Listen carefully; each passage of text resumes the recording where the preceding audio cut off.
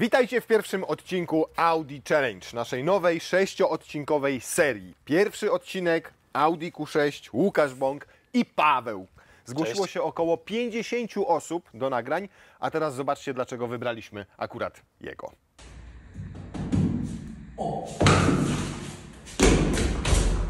Karoseria napisała, że potrzebuje przetestować elektrykę. Ma na spodnie.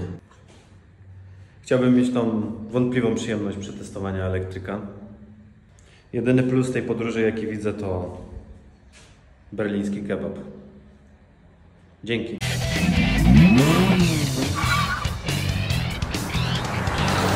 Ty się przedstawisz potem sam? Teraz przedstaw samochód widzom. Dzisiaj będziemy jechać niemiecką motoryzacją Audi Q6. No, on tak się zna na elektrykach, że Tak przed chwilą pełna nazwa to jest, Paweł, Audi Q6 e-tron. Ile ma mocy? Dobra, nie wiem, 388 koni mechanicznych. Jaki ma zasięg? nie wiem. 625 km według WLTP. A przynajmniej wiesz, gdzie jedziemy? Do Berlina na kebab. Tak, to prawda.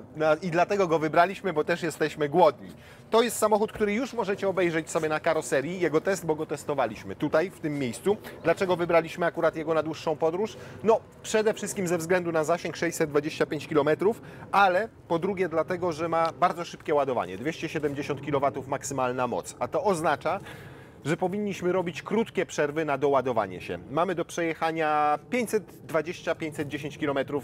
Ja znalazłem kebab, Tak. Edis się nazywa. Nie wjedziemy do centrum Berlina, to tylko dlatego, że trafiliśmy akurat na finał Euro i dzisiaj są wszędzie strefy kibica porozstawiane, jest tam gęsto, więc ten Gemüse Kebab, Edis Gemüse Kebab jest zaraz obok starego lotniska Schönefeld, teraz to jest lotnisko Brandenburg, jeżeli się nie mylę. Mamy tam te 510-520 km, 625 zasięgu. Na raz nie dojedziemy. Jak obaj wiemy, znaczy ja wiem, A ja się przekonam. a Ty się przekonasz. Z elektrykami jest tak, że ten WLTP wynik, który jest podawany w danych technicznych, nigdy nie jest realny do osiągnięcia na autostradach i na ekspresówkach.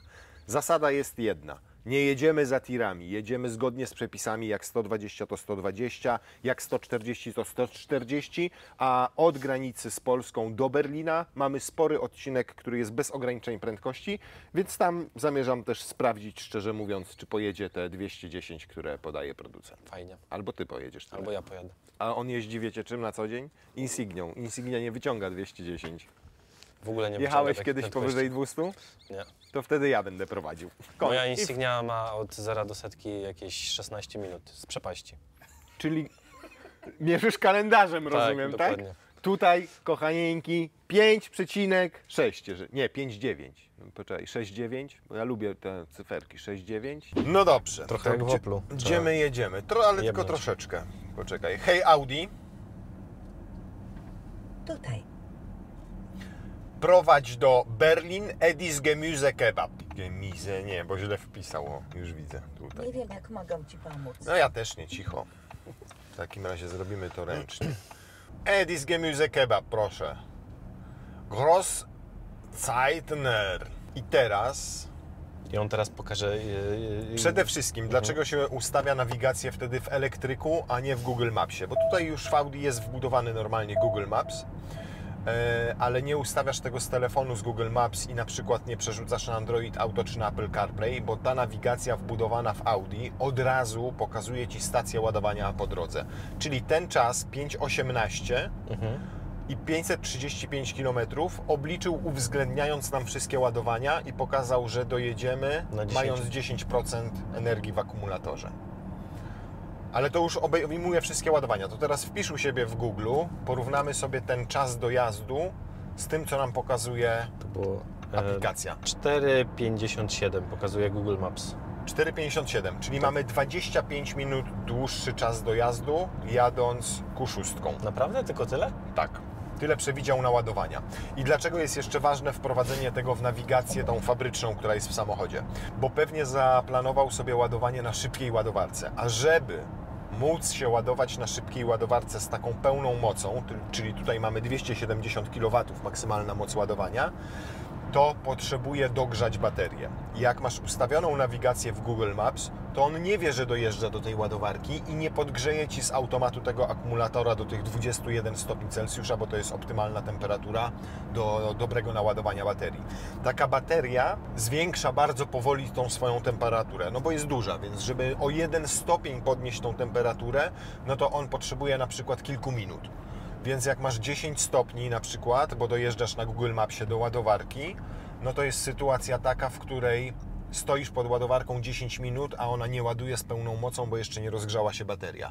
A jak teraz mamy tu tak już to zaprogramowane, to zanim dojedziemy do ładowarki, on sobie już 20 minut wcześniej na przykład uruchomi podgrzewanie tej baterii, dojeżdżasz z podgrzaną baterią, podłączasz do ładowania i powinniśmy mieć od razu pełną dostępną moc ładowania. Okay. Czyli sprytne rozwiązanie Audi. Już większość też elektryków ma coś takiego, no bo to podgrzanie tej baterii jest kluczowe do tego, żeby ona się potem szybko dobrze ładowała, nie? Kiedykolwiek jeździłeś elektrykiem? Nie. Nigdy? Nie. Pierwszy raz? Nie. Bardziej mnie zastanawia to, co Ty o elektrykach sądzisz, jako obserwator, jako widz karoserii, jako ten, który czyta i czasami stara się wyciągnąć jakieś wnioski z tego, co się dzieje na rynku. No, wydaje mi się, że to są takie podstawowe obiekcje, czyli zasięg, dostęp do ładowarek, no i chyba cena dla takiego, powiedzmy, normalnego użytkownika do jazdy na co dzień. Ale teraz mamy takie czasy, że te samochody spalinowe są tak podrożały, a samochody elektryczne do tego stopnia staniały, że już te różnice w cenach się zatarły. Ten argument w ostatnich latach moim zdaniem Czyli został cena obalony już... przez rynek. Że cena, porównując nawet sobie taką Q6 z Audi, nie wiem, Q8, która gabarytowo będzie podobna. Nie, przepraszam, nawet nie z Q8, tylko Q6 możemy z Q5 sobie porównać. No to jak porównasz sobie samochody o podobnej mocy, o podobnych osiągach i z podobnym wyposażeniem, to cena w zasadzie będzie 1 do 1. No to pewnie też zasięg, no to rozmawialiśmy już trochę na ten temat, że te zasięgi też się zmieniają na plus. No właśnie nie wiem, gdzie on zaplanował nam ładowanie. Ciekawe, czy jest tu gdzieś podgląd tego. O, zobacz. O, patrz. Mamy. Ionity, czyli zobacz, kawał drogi mamy do przejechania. 268 km dojedziemy mając 13%. Wow. To ja w ogóle To w nawet Poznaniu. No, to ja w ogóle nawet nie pomyślałbym, że możemy taką trasę zrobić. Ty, no naprawdę, ja też myślałem, że będzie nam kazał zjechać na Stryków najpierw, żeby się delikatnie podładować, bo większość Bo elektryków Stryków tak to jest robi. 100 parę tam kilometrów. I tam jest szybka ładowarka. A on w ogóle nam każe zrobić jeden przystanek tylko na podładowanie się i to przewidział 26 minut na to ładowanie. Wiesz, z czym jest range anxiety? Nie. To jest psychologicznie udowodnione zjawisko strachu przed zasięgiem. Że to od kilku lat jest znane, że większość ludzi, która jeździ elektrykami i ma jechać w dłuższą trasę, to psychicznie czuje strach przed tym, że nie dojadą. Że im się po prostu skończy bateria po drodze, znaczy wyczerpie, że ładowarka, do której dojadą, będzie nieczynna, że będzie kolejka do ładowarki i będą musieli więcej czasu spędzić na doładowanie się. I tutaj też jedziemy, w tym momencie pewnie jest ta ładowarka, wiesz, jest normalnie otwarta, natomiast nie wiemy, czy jak dojedziemy tam za te 2,5-3 godziny, czy się nie okaże, że kolejeczka. I z tych 25 czy tam 6 minut zrobi nam się, nie wiem, 50 albo 60. No właśnie, no to jest też jeden z powodów dostępu do ładowarek, prawda? No ale teraz zobacz, już są te szybkie ładowarki. Jedziesz na Poznań czy na granicę z Niemcami, masz po drodze ładowarkę w Strykowie. Taką, mówię już o takich szybkich, bo tych takich wolniejszych, które mają 50, 100 czy 150 kW jest znacznie więcej. Ale na samym tym odcinku do granicy z Niemcami masz Stryków, masz Poznań i potem jest jeszcze jedna, więc tak naprawdę są już rozstawione co te 200 km. Ja elektrykami kilka razy byłem w dłuższej trasie. Do Wrocławia na przykład pojechałem, byłem w Berlinie elektrykiem i dotychczasowe moje doświadczenia nie są najlepsze. Tak zupełnie otwarcie i szczerze mówię. Podróż z Warszawy do Berlina elektrykiem to była jedna wielka mordęga, a to dlatego, że po pierwsze nie korzystałem z tych systemów wbudowanych, nawigacyjnych, mówiących, gdzie mam ładowarki, nie podgrzewających baterię. Dojechałem do jednej ładowarki. Okazało się, że jest nieczynna i uwaga, musiałem zawracać na najbliższym węźle i wracać z powrotem, żeby się doładować na innej ładowarce i potem, żeby znowu jechać w kierunku Berlina, to znowu robić nawrotkę. Straciłem w cholerę czasu. Innym razem, wracając zimą z Wrocławia do siebie, do domu, do Grodziska, to przecież nie jest duży odcinek, tam 250 km. Miałem się podładować pod Łodzią w centrum Ptaka. Dojeżdżam, stoi jakiś mini. Ładuje się i ładuje, i ładuje, i ładuje. I zanim się naładował, to była północ, a ja jeszcze musiałem się naładować i dopiero wracać do domu. Więc w porównaniu z samochodem spalinowym to byłem ze 2,5-3 godziny później, nie? No tylko to były auta, które nie miały po 500-600 km zasięgu takiego WLTP, tylko powiedzmy 400-450. I to nie koniec przygód, bo generalnie każda wyprawa, nawet jak robiłem automaniaka elektrykami, to wiązała się z tym, że mieliśmy przerąbane na ładowarkach. Zawsze albo kolejka, albo nieczynna, albo masz moc ładowarki powiedzmy 150 kW, podłączasz i się okazuje, że ładuje Ci 75 kW. Więc rzeczywiście u mnie też występuje coś takiego jak range anxiety, nie? Natomiast to optymistycznie mnie nastraja. Nie, to powiem Ci, że jestem w ciężkim szoku. Ale szczerze mówiąc, jak to zobaczyłem. To jest teoria. Tak no naprawdę. Tak. Teraz zobaczymy, jaka będzie praktyka. Dokładnie tak. I dzisiaj zobaczmy, jaka będzie praktyka. Puścimy najbardziej niemiecką piosenkę Rammsteina. America, America is wunderbar. No i co? Słaby internet.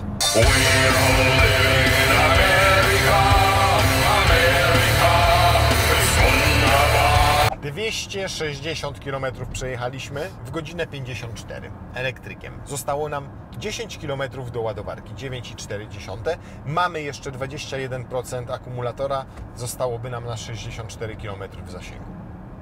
Bardzo dobry wynik według mnie. Szczerze, ja mam doświadczeń trochę z tymi elektrykami na różnych trasach, w różnych warunkach. Rzeczywiście dzisiaj jedna rzecz działa bardzo na naszą korzyść. Idealne warunki pogodowe. Nie pada, nie wieje za bardzo. Jest 23, mieliśmy 22, 23 stopnie na zewnątrz, więc to jest optymalna temperatura. Klima nie za dużo chodzi, nie trzeba dogrzewać wnętrza. Ale w Strykowie włączyliśmy tempomat na 150 km na godzinę, wcześniej jechaliśmy 140 km na godzinę, średnia zużycie energii 28,8 kWh. Uważam, że naprawdę nieźle. Więc ja nie spodziewałem się, że dojedziemy do Poznania na raz z takimi prędkościami. W zasadzie większość spalinówek wyprzedzaliśmy na drodze. Nas wyprzedziło tylko kilka, jakiś tam Rolls, jakieś tam BM-ki szybkie i tego typu rzeczy. I teraz pytanie. Mamy jeden punkt tylko wolny z 4, które są na ładowarce i zobaczymy, czy jak dojedziemy tam w ciągu 4 minut, czy już nie będzie zajęty. Gniazda są po obu stronach? Są po obu stronach, ale tylko po jednej stronie jest CCS, po drugiej stronie, po jednej stronie jest CCS i zwykłe Type 1, a po drugiej stronie jest tylko Type 1. Jak Plug and Play działa, to nawet nie musisz mieć karty do ładowania ani aplikacji, bo tylko podłączasz i Ionity i inne ładowarki rozpoznają, że to jest samochód, że ma wykupiony abonament i że możesz zacząć ładować, a tu trzeba to przyłożyć.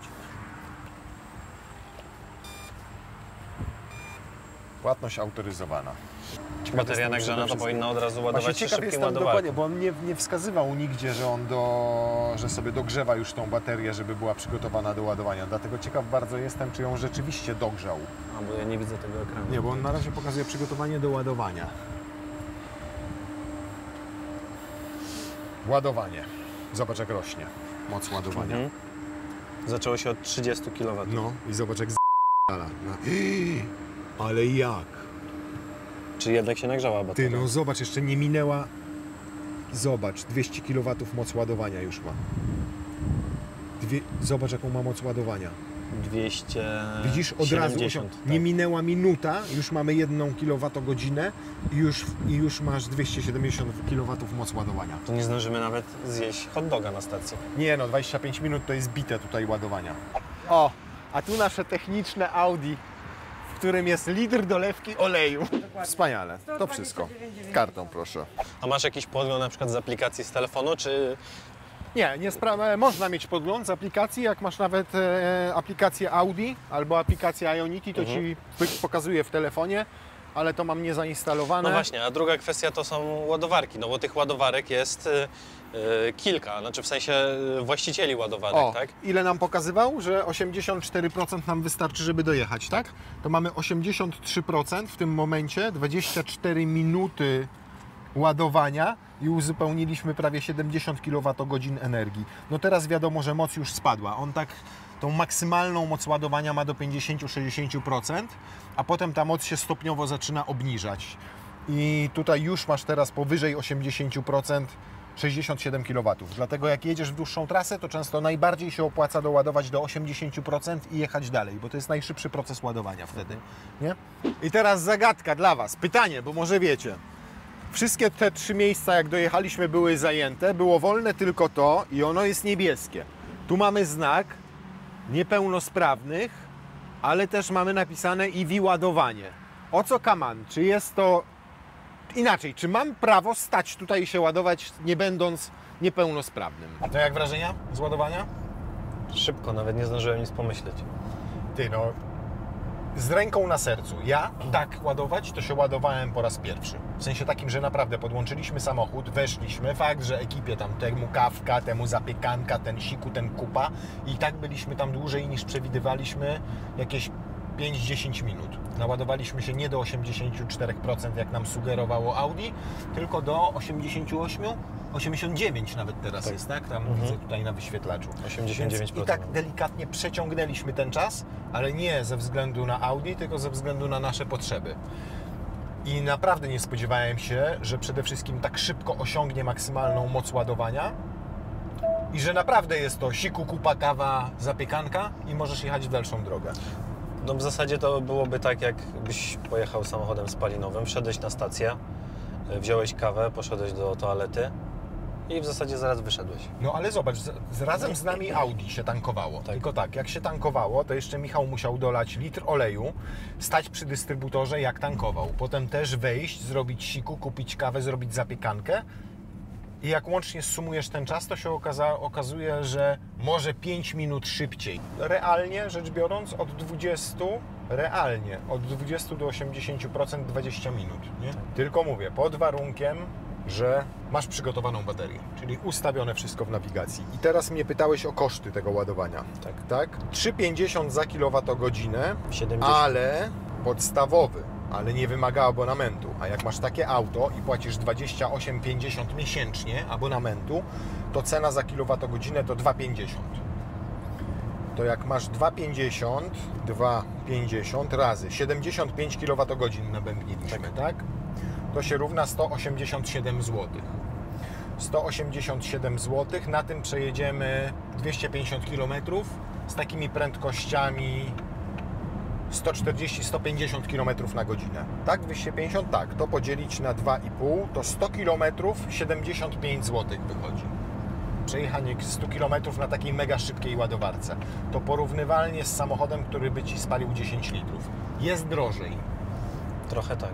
Jest drożej, to bez dwóch zdań, szczególnie jak porównasz to z dieslem na przykład, a nawet z benzyną, bo to jest takie nawet bardziej 11 litrów paliwa, ekwiwalent. Ale trzeba wziąć pod uwagę, że w podróże takim elektrykiem nie jeździsz codziennie, tylko jedziesz raz na jakiś czas. Na co dzień ładujesz go w domu, a tam stawka jest zupełnie inna, około złotówki za kilowatogodzinę. Właśnie to chciałem powiedzieć, że Więc- na trasie jest drożej. Więc do Poznania naładowaliśmy się u mnie w domu na 100%. Przejechaliśmy 270 km. Zużyliśmy w tym czasie, mieliśmy 20%, tak? Jeżeli dobrze pamiętam, to zużyliśmy powiedzmy 75 kWh też i wyszło 75 zł za ten przejazd z Grodziska Mazowieckiego do Poznania. No to już zupełnie inna kwota, bo te 75 zł podzielić na... to wychodzi Cię 27 zł za kilometr, za 100 km. No to jest 27 zł, to jest ile? 5 litrów paliwa, nawet mniej, bo to jest 4-4,5 litra paliwa w dużym SUV-ie, nie? Tak. No to jest duże auto, trzeba przyznać. Duży bagażnik, duże auto. No, żeś się panie rozbujał 150 na godzinę na tempomacie. No jak wrażenia z pozycji kierowcy?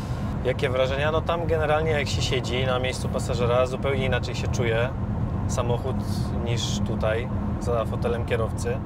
I to jest to, co wydaje mi się, pierwsza taka obiekcja, jeżeli chodzi o samochód elektryczny, to jest ten wskaźnik zużycia baterii, procentów w sensie. Czyli teraz ile masz? Teraz mam 48, jak startowaliśmy było 80. Ale to, że obserwujesz go cały czas? No, sprawdzam, patrzę tutaj, jadę sobie i patrzę. No i to jest, pojawia się taki czynnik trochę tak jak z telefonem, że odłączasz go od ładowarki, ma 100%, po czym patrzysz i ma 80, 60, pojawia się taka lekka niepewność, czy mi wystarczy tej baterii, czy nie. I to jest to wrażenie... W telefonie do końca dnia, a tutaj do końca podróży, do końca tak? podróży, tak. I to jest właśnie to wrażenie, które się czuje, siedząc tutaj za kierownicą.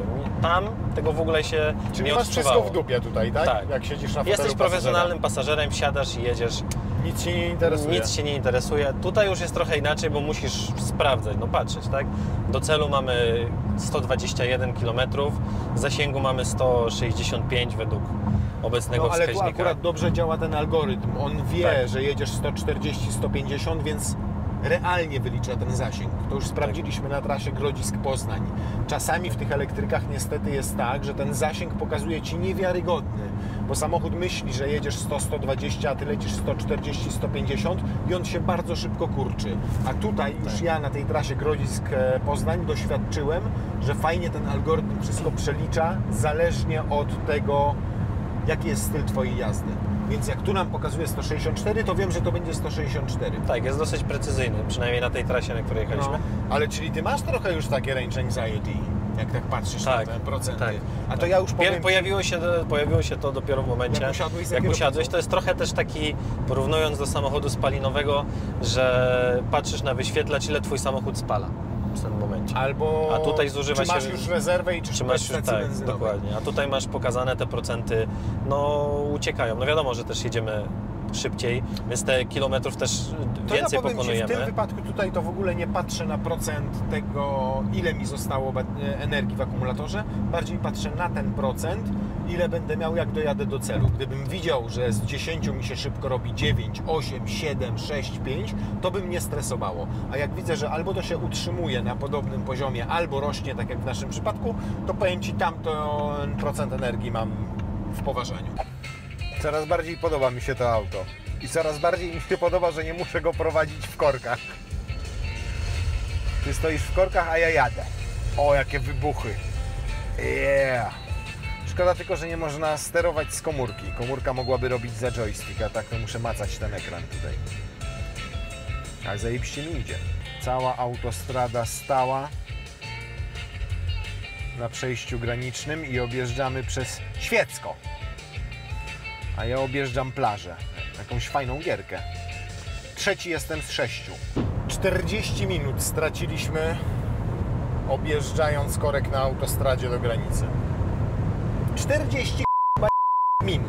Tak to byśmy już byli na miejscu, już żarli kebab, ale pomimo tego, że staliśmy, to i tak statystykę mamy niezłą, bo 500 km przejechane, średnia 95 na godzinę, tak? Tak. I 5 godzin 10 minut jazdy. To naprawdę, no to naprawdę nieźle. No, to naprawdę nieźle i tak. Ale wiesz, że teraz możesz nadrobić, bo tutaj już nie ma ograniczeń prędkości. Kiedyś tutaj było, jak były przebudowy do 120. Bujnij go tam. Zobaczmy, co to cudo potrafi. Paka 85. Nice. Niestety, Nie czuć prędkości tak bardzo. w ogóle masz wrażenie, jakbyś jechał no, tak ze 120, z tych No. 30. To on nawet w tym efficiency naprawdę nieźle się zbiera. Ty, paka 90. Wow! 2 stóweczki, panie kochany, prawie. Jest moc. Co? Jest Ale moc. już słabnie? Czy jeszcze nie jedzie? zauważyłem. Ale na pewno odczucia, jeżeli chodzi o pedał gazu, no to muszę go nacisnąć, dopiero on wtedy się tak No, a płynnie poczekaj. rozpędza. Tak? A jak Ci zrobię coś takiego? Teraz, zobacz. No. Teraz jedzie? Teraz to jest rozmowa. No i można szybko jechać elektrykiem? Można. Oczywiście zużycie energii teraz będziesz miał na poziomie pewnie 40. Nie wiem, nie patrzę na ten... Dobra, włączam Ci efficiency i jedź.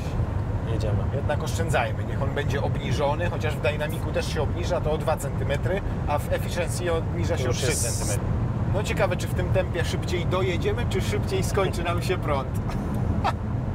Pokaż teraz ekran, jak wygląda. Tak, 10% już masz, zobacz, przed chwilą Tak. było jeszcze 13. Tak. Dobra, może jednak... Może do tych 160, Pawełek, wiesz? Może jednak, Paweł, do 160. 560 km przejechaliśmy, zostało nam tylko 8 km i 8 minut. Zrobilibyśmy to w znacznie lepszym czasie, gdyby nie dwa korki. Jeden przed chwilą mieliśmy jeszcze na obwodnicy Berlina, roboty drogowe, a najdłuższy to był ten na granicy, gdzie spędziliśmy 40 minut, więc normalnie bylibyśmy, gdyby nie te dwa korki, spokojnie o godzinie 14, czyli jazda zajęłaby nam 5 godzin.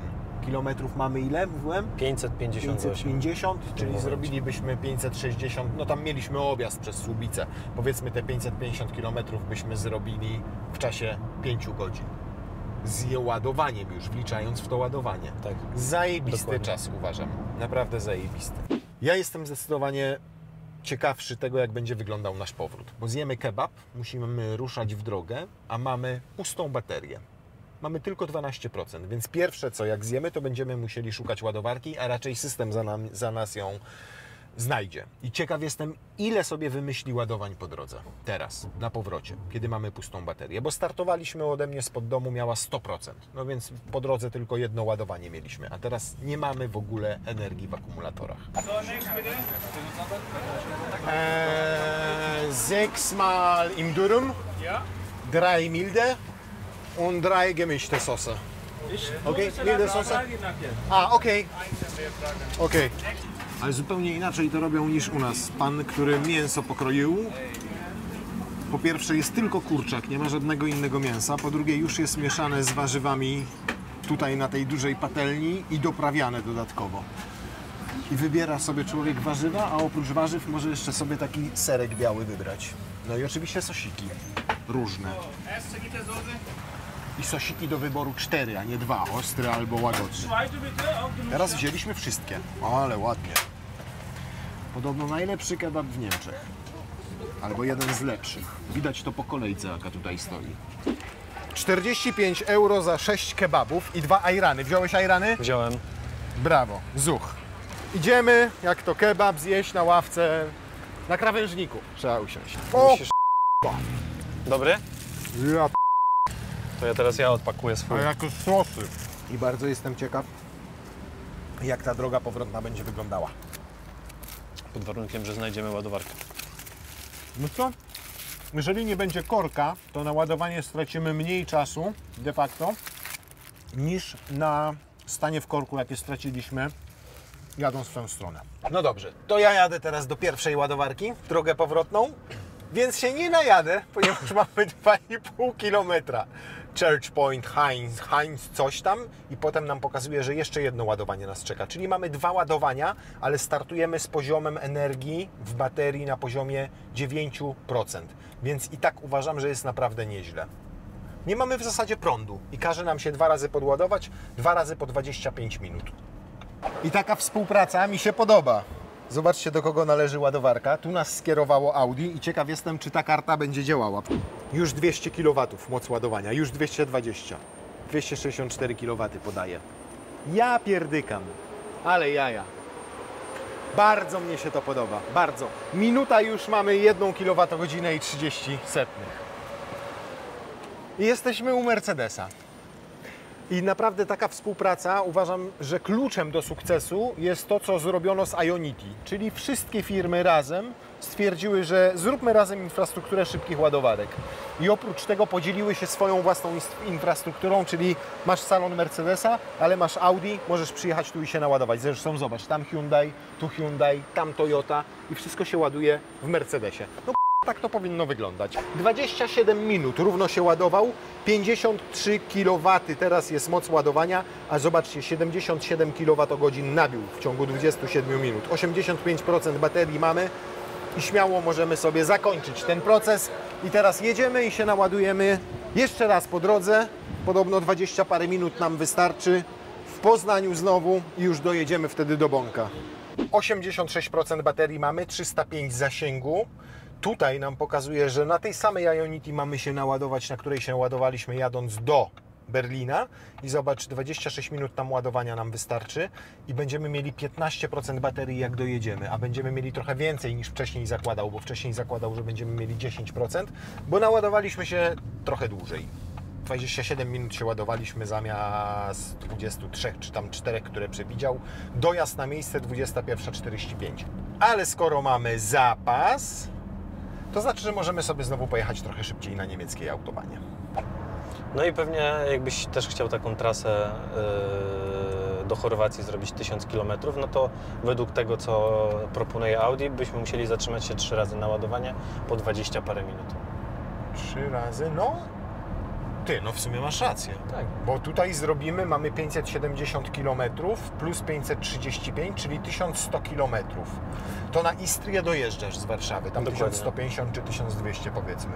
I faktycznie by to oznaczało 3 ładowania po 25 Czyli minut. łącznie na takiej trasie 1000 km, no to powiedzmy Godzina z półtorej minutami. godzina z minutami. Ty, masz rację. To jest pierwsze auto, w którym ja się nie stresuję jadąc 150, 160, nawet 170. Dojeżdżamy co prawda na 5%, ale to wszystko jest tutaj cały czas pod kontrolą. 5% i pokazuje nam, że do 83 musimy się naładować, co o 18:47 już się wydarzy, czyli mamy dosłownie 25 minut ładowania, bo już jesteśmy prawie pod ładowarką. No i ciekaw jestem, czy bateria jest przygotowana. No teraz mamy tej baterii 6% raptem i zasięg mi pokazuje 19 km. W ogóle mnie to nie zestresowało. Co? A mnie też nie. Powiem Ci, jechałem zupełnie na luzie i tam, gdzie mogłem, tam 150, w Niemczech 160, 170 nawet momentami. Naprawdę, mamy zajebisty czas. Jest godzina 18:20. Ta sama procedura co wcześniej. Proszę, to teraz Ty. Czemu ja za każdym razem mam to robić? Dotknij Nic nie ekran. dotykaj. Wyjmuj ten pistolet, podpinaj tam i załatwione. I teraz tylko cyk. I to już wszystko. Płatność autoryzowana. Dziękuję bardzo. Przyjmujemy trochę inną strategię. Komputer pokładowy pokazał, że musimy mieć 86-87% naładowania baterii, żebyśmy już dojechali do mnie do Grodziska. Jestem pewien, żebyśmy to zrobili Na po stówę. tym, czego doświadczyliśmy teraz. Ten Na 100%. komputer, ten algorytm świetnie to wylicza. Ale sęk w tym, że on do 80% się dosyć szybko ładuje, ale zobaczcie, jak już spada moc ładowania. Teraz to 118 kW i powyżej 80% będzie bardzo, bardzo szybko spadała. Już 116 i zaraz zejdzie poniżej 100 kW. Dlatego czasami lepiej jest elektryka doładować do tych 80%, ale zaplanować sobie jeszcze jedno szybkie ładowanie. Mamy w Strykowie Ionity, też taką szybką jeszcze jedną, ładowarkę. więc ja proponuję, żebyśmy teraz przerwali, wsiedli w samochód, jechali sobie 150, nie stresowali się i dojechali tam i podłączyli go dosłownie na kolejnych 7-8 minut. I zobaczysz, że dojedziemy w podobnym czasie, ale będziemy mieli ten komfort, że będziemy mogli jechać cały czas 150 na tym automacie. Deal? Deal. 21:40 nam pokazuje, że będziemy na miejscu i każe nam się doładować na Greenwayu Gościniec gdzieś za 138 km. Ale tego Greenwaya akurat sobie olejemy, bo tutaj jest tylko 150, a pojedziemy sobie tutaj, aż do Łodzi na tego, który jest 350, czyli to jest Ionity znowu. Szybko Więc ładowarka. generalnie teraz go oszukamy trochę, w sensie jak widzisz tutaj na tej mapce, on Ci idealnie pokazuje, dokąd dojedziesz. Zobacz, tutaj jest przy okazji tych właśnie wszystkich ładowań, które planuję, pokazuje Ci obszar tą linią, do którego będzie można dojechać po tych wszystkich ładowaniach. Ale sugeruję tą, bo tutaj jest 0 z 5 dostępnych. Czyli przemyślał sobie i wyliczył, że skoro tu są zajęte, to lepiej się naładować wcześniej. Ale liczę, bo widziałeś, tutaj była kolejka 3 elektryków, jak staliśmy, ale ona dzięki temu, że ta ładowarka jest mega szybka, bardzo szybko się skracała ta kolejka. Były 4 samochody. 3 stały w kolejce, tak? 4 samochody A ten stały. czwarty po 5 minutach już był pod ładowarką. Więc ja proponuję, żebyśmy jechali tutaj i się naładowali na tej podstrykowej. Przyjęliśmy celowo trochę inną strategię, ale po to, żeby sprawdzić, jak to będzie w praktyce. I zobaczcie, czasami opłaca się kombinować, bo skróciliśmy sobie ten czas ładowania na tej stacji i od razu skrócił nam się czas dojazdu do 21:35 i dodał sobie nową ładowarkę po drodze, czyli zaplanował, że tutaj 8 minut spędzimy tylko. Widzisz, żeby się doładować od 20 do 44%, tak jak przewidywałem, na Ionity w Strykowie, tylko 8 minut ładowania. I to zapewni nam przyjazd na Chełmońskiego, ale nie z poziomem baterii 7-8%, tylko 21%. Na Ionity ten podstrykowym dojedziemy z naładowaniem 20% i u mnie pod domem powinniśmy skończyć na 20%. Więc de facto możesz sobie w ogóle z czystym sumieniem lecieć te 150 na tempomacie, a tutaj i tak nie musisz 8 minut spędzać, tylko jak spędzimy 5, to nam wystarczy, żeby dojechać do mnie. I ten czas jeszcze nam się, zobaczysz, skróci do 21:30. O, wszystko zajęte? O, jak to? Raz, dwa, trzy, cztery, a ona pokazuje Że tutaj ma 5. pięć. Może jednej gdzieś brakuje. Jak to się stanęło się? Ale jaja. No mniej. Poczekaj, bo liczę. Raz, dwa, trzy, cztery. Ale widzisz, pokazuje, że są wolne 2 z 4, bo tak, jeden się nie ładuje i ci w Hyundaiu też się nie ładują. No ten na pewno Bo kabel ten tutaj, co podjechali, jest cały czas na tym... nie potrafią tym ogarnąć, słupku. a ten zamiast odjechać, rozumiesz, to teraz się pieszczą z tym Mustangiem. No ja pierdzielę, jak ja ludzi nie lubię. To jest dokładnie tak jak z tankowaniem na stacji benzynowej. A my proszę, znowu ciągniemy 270 kW. To, że nie mogli się naładować, może wynikać z kilku rzeczy. Jedna taka, że po prostu nie zainstalowali odpowiedniej aplikacji, podjechali i myśleli, że wystarczy przybliżyć tutaj kartę płatniczą, ale tak to nie działa niestety. Są takie ładowarki, występują niezwykle rzadko. Albo mogło wynikać z tego, że nie wiem, nie opłacili rachunku wcześniej, a mieli zablokowaną kartę kredytową i też wówczas aplikacja im tego nie przyjęła, albo mieli zepsuty samochód, bo się nie komunikował z ładowarką, co też się zdarza. W Audi teraz jest tak zwane plug and play i w niektórych innych markach również. W naszym jest to jeszcze nieuruchomione, bo samochód jest samochodem szkoleniowym, tak to można powiedzieć, więc jeszcze to nie zostało uruchomione. Od kilku dni jest dosłownie zarejestrowany, natomiast gdyby już to działało, to wystarczy wpiąć ładowarkę do gniazdka i komunikuje się samochód ze stacjami wszystkimi, które są w Audi Charge i nawet nie trzeba przykładać wtedy tutaj karty. Karty też nie trzeba mieć, jak się ma aplikację i wówczas wystarczy z aplikacji sobie uruchomić ładowanie, więc sposobów jest kilka. Najprostszy, najłatwiejszy to jest ten plug and play. Wpinamy, komunikuje się słupek z naszym samochodem i od razu rozpoczyna automatycznie ładowanie. 3 minuty, zobaczcie, już mamy 10 kWh napompowane. Bardzo przepraszam, że czekaliście. Kolejka do kibla była. 11 minut i 60% baterii i w tym czasie 11 minut i prawie 50 kWh zupełnione. Jechaliśmy w stronę Berlina, rozmawialiśmy na temat 3 takich punktów, które są newralgiczne z mojej perspektywy, człowieka, który nie miał do czynienia z elektrykami, w jeździe samochodem elektrycznym. I rozmawialiśmy o zasięgu, dostępności do ładowarek, no i czasie ładowania. I w zasadzie wszystkie te 3 punkty zbiliśmy dzisiaj, jadąc trasę, no już w tym momencie 1026 km. Tak, i to w dodatku weź pod uwagę to, że mieliśmy naprawdę godzinę tego korka w tamtą stronę, teraz jeszcze czeka nas korek, że naprawdę nie spieszyliśmy się z tym kebabem, że te ładowania trwały dłużej niż ze względu nie na potrzeby samochodu, tylko nasze potrzeby, bo tu siku, tam wiesz, jeden hot doga, drugi zapiekankę, operatorzy też musieli sobie zjeść, więc ja uważam, jeszcze nie dojechaliśmy, zostało nam 74 km, ale mnie nawet nie tak bardzo zaskoczyła efektywność samego samochodu, jego realny zasięg, to, że nie ograniczaliśmy się z prędkościami, bo ja się bałem tego, że zaraz będzie 120, że ten zasięg będzie się kurczył, że będziemy uważali, że będzie ten range anxiety, ten strach przed tym zasięgiem, a nic takiego nie wystąpiło. Po prostu ta efektywność całego napędu, ale w połączeniu z tym planerem robi zajebistą robotę. W ogóle wpisujesz sobie w tą fabryczną nawigację i to jest coś, do czego ja się osobiście przekonałem w tym odcinku, bo ja nigdy w ten sposób nie jeździłem. Nigdy. Zawsze sprawdzanie na Google, a tutaj mamy ładowarkę, a tu nie mamy ładowarki, kombinowanie. Ten planer jest zajebisty.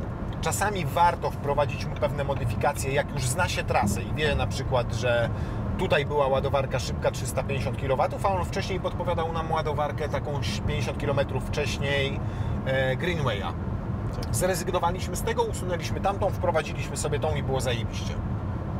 Tak, bo chcieliśmy w Strykowie jeszcze się doładować Dokładnie. przed ostatnim Natomiast przystankiem. szybkość tego ładowania, to, że czasami nie zrobić siku i kupić kawy, a masz już naładowany samochód, sprawia, że owszem, może jadąc do Berlina dieslem i z powrotem musiałbyś raz się naładować, ale też zatankować, raz coś zjeść i tak dalej. Jadąc podobnymi prędkościami, koszty będą podobne, czas będzie bardzo zbliżony w tym momencie, moim zdaniem. Bardzo. A jak ktoś ma dzieci i lubi częściej robić przerwy, to ten czas będzie identyczny. Identyczny po prostu. Jestem pod wrażeniem tego, że cały czas jechaliśmy albo zgodnie z przepisami, ani razu nie musieliśmy zwolnić, żeby wystarczyło nam tej baterii. Cały czas mieliśmy ten zasięg na poziomie 300-350 km tu w prawo. Cały czas mieliśmy ten zasięg na poziomie 300-350 km przy naładowanym akumulatorze nawet nie do 100%, tylko do tych 85-90%. Szybkość ładowania absolutnie fenomenalna. Podłączasz, idziesz zrobić siku, kupujesz kawę, wracasz, masz zasięg na dodatkowych 150-200 km. To naprawdę wtedy możesz sobie te 200 km przystanąć, a nawet jeżeli tego nie lubisz, to ładujesz go do 90-100% i stajesz co 350 km. No i jesteśmy pod domem. Więc jeżeli ktoś robi te 1000 km dziennie, jest handlowcem, to będzie to dla niego nadal uciążliwe, bo jeżeli jest przyzwyczajony do tego, żeby robić 700-800 km nie wysiadając z auta, no to tutaj będzie musiał robić te przystanki. Natomiast jeżeli to mają być podróże okazjonalne, długie, do Berlina, nad morze, do Chorwacji i tak dalej, to sam przyznasz, że dojechaliśmy tutaj, przejechaliśmy 1100 km i ja nie jestem specjalnie zmęczony. Ani tymi ładowaniami, ani ich długością, ani ilością. Gdybyśmy chcieli, to mielibyśmy tylko 3. Z naszej własnej woli zrobiliśmy 4 i dojechaliśmy i mamy nadal ile procent? 41%, 42%. 42% baterii i jeszcze ciągle możesz zrobić sobie spokojnie 200 km, no powiedzmy 150 km szybko jadąc, 140-150. To jeszcze statystyka z całego dzisiejszego dnia, żeby nie było, że coś tutaj ściemniamy. Proszę bardzo. Cała podróż to jest 11 godzin 25 minut, ale w tym czasie wliczają się korki, których mieliśmy godzinę 15 minut i w tym czasie wliczone są wszystkie ładowania. Czyli powiedzmy, gdybyśmy odliczyli korki, to zaokrąglając wyszłoby nam 10,5 godziny trasy. 10,5 godziny, 1100 km. 10,5 godziny razem z ładowaniami. 1100 km w 10,5 godziny do Berlina i z powrotem. Średnia prędkość 96 na godzinę, ale wliczając ładowania i wliczając korki. Więc uważam, że samochodem osobowym jakbyście jechali, mając dzieci i też robiąc takie krótkie przestoje, wyszłoby na to samo albo nie 2-3 godziny dłużej, jak niektórzy sądzą, tylko kwadrans może 20 minut. I naprawdę warto jest podkreślić to, że ani razu nie jechaliśmy w poniżej prędkości dopuszczalnych, dlatego że nas zmusiła do tego sytuacja. Albo niski stan baterii, albo brak miejsca na ładowarce, albo jakakolwiek inna okoliczność. Jeżeli jechaliśmy wolniej, to dlatego, że ruch był mniejszy i samochód spalinowy też musiałby jechać wolniej. A wielokrotnie ja jechałem z przepisami, on jechał szybciej. Zadowolony? Zadowolony i generalnie jestem jakby pozytywnie zaskoczony samym czasem na przykład ładowań tego elektryka. Stanęliśmy w Strykowie, dosłownie zajęło nam to 15 minut. 11 minut. 8 na siku i tak. plus 3 na kolejkę do siku. I po 8 minutach byliśmy w stanie dojechać kolejne 200 km. Tak, dlatego pokazywał warto zasięg. jest jechać 100 km, przystanek na 3 minuty, jedziesz dalej. To była moja pierwsza, dłuższa podróż elektrykiem od, mogę powiedzieć śmiało, kilku lat. Poprzednie wspominam naprawdę fatalnie. Ładowarki, które nie działały tak jak powinny, samochód, w którym zasięg przy prędkościach dopuszczalnych tak szybko się kurczył, że jak pokazywało Wam 400, to się okazało, że to jest 250 w realu. Po tych kilku latach zmieniło się wszystko. Jest to zasługa nie tylko Audi, choć to jest zupełnie nowa technologia, jeżeli chodzi o napęd. Nie tylko kwestia jego planera, ale też tego, że bardzo zmieniła się infrastruktura. Ładowaliśmy się na szybkich ładowarkach i w Niemczech, i w Polsce. Na żadnej nie mieliśmy kolejek, choć jest szczyt sezonu urlopowego i choć mieliśmy niedzielę, czyli powroty z tych urlopów i wyjazdy na urlopy, czyli wymiana turnusów. Więc wygląda na to, że to już nie jest ewolucja, tylko jeżeli chodzi o zasięgi, szybkość ładowania i szybkość podróżowania elektrykiem, to jest to rewolucja. Doskonale Paweł zwrócił uwagę, że dystans, jaki dzisiaj przejechaliśmy, to jest taki dystans, jaki ludzie pokonują jadąc z Warszawy do Chorwacji, na przykład na Istrię. Pokonaliśmy ten dystans, licząc cały czas w 12,5 godziny. Elektrykiem, stając na kebab, na siku, na jedzenie, odpoczywając po drodze. To ile tak naprawdę jedziecie swoim samochodem spalinowym wy do Chorwacji?